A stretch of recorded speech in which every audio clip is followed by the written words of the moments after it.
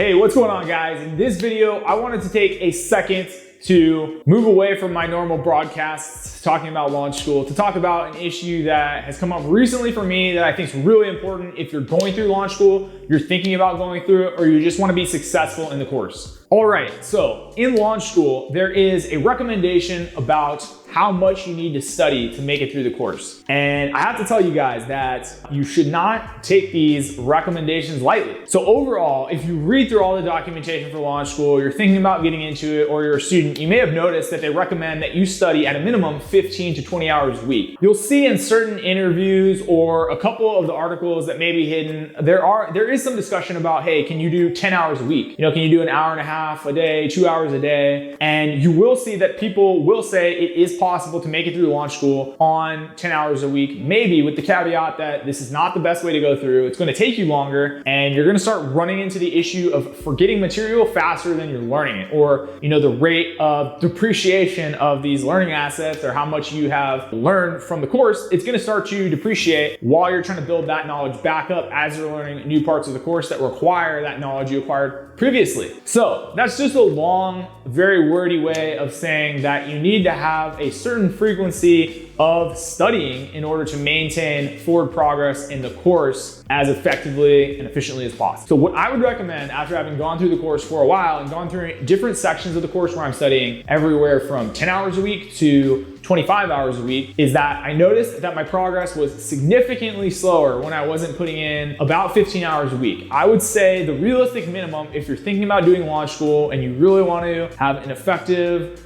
seamless transition in the world of software engineering, is to try to figure out how you can plan to study at least 2 hours a day at a minimum. Now, you can break this up in a number of different ways. I've heard a lot of students talk about this. I think it's best if you have one focused period where you get that main, let's just say, for an example, 90-minute work block sometime throughout the day, and you're doing that religiously every day. If you then add on time throughout the week to meet that 15-hour per week requirement, I would say that's a realistic minimum you should think about trying to do. So in practice, what would that look like? Let's just say, for convenience sake, you're going to make sure that 6 out of the 7 days a week, you hit that 90-minute work block. Now, ideally, I would just say, make that an everyday thing. That's your religious habit, 90 minutes a day. But for example's sake, let's say you have a buffer 6 days per week, you're gonna hit that 90-minute work block. And then you can throw in smaller study periods for review, let's say half that, 45-minute study sessions throughout the week, whenever you can. I think if you do that and it adds up to 15 real hours per week of studying, that's a great, realistic, absolute minimum threshold to make it through the course and be successful. Now,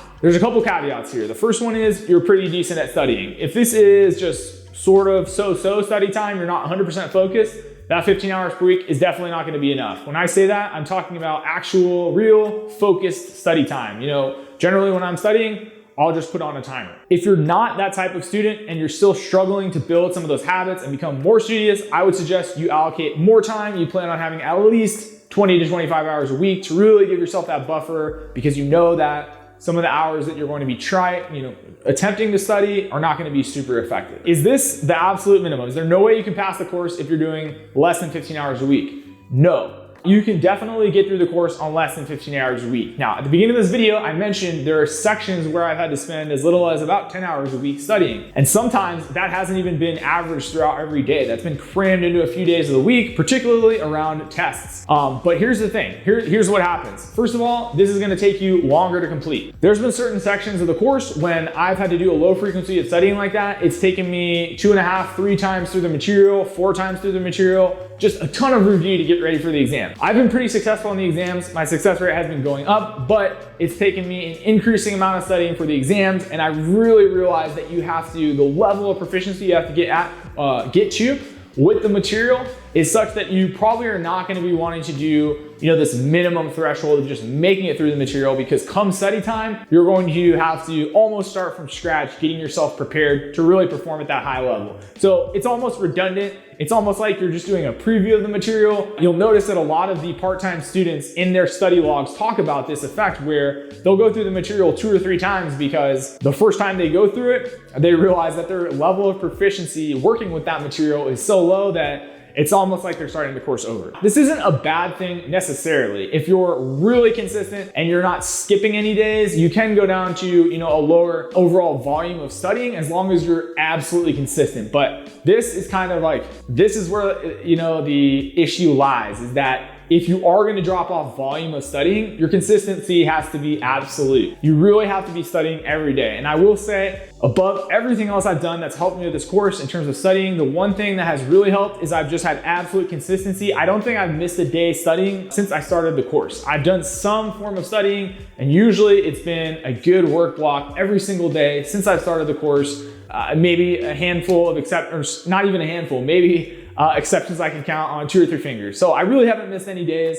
I suggest if you really want to push the bounds, you have a very full-time job, you're working a full-time job, you're in a busy industry, you're in tech, you're in consulting, you're in banking, you're in anything that's really a full-time job where you're expected to perform every single day and put in a lot of hours and put in off time. What you're going to want to do is just make a commitment to be absolutely consistent with your studying, regardless of how much time that means. Maybe that's an hour a day for a certain amount of weeks. Maybe that's 90 minutes a day, whatever it is.